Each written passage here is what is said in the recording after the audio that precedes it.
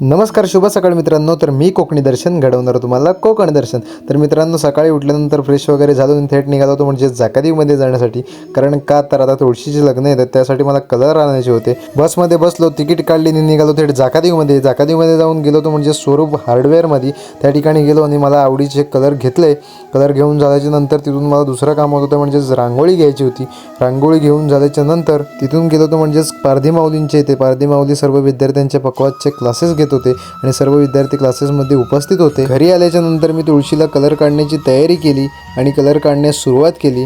तर मित्रांनो, संपूर्ण तुळस आपली रंगवून होईल ते आपण ह्या व्लॉगमध्ये नाही तर पुढच्या व्लॉगमध्ये आपल्या तुळशी विवाहाच्या व्लॉगमध्ये तुम्हाला नक्की पाहायला मिळेल. तर मित्रांनो, आपल्याकडे जेवायला होतं म्हणजे चिकन मसाला, त्याचबरोबर चिकन फ्राय, कांदा, लिंबू आणि भाकरी.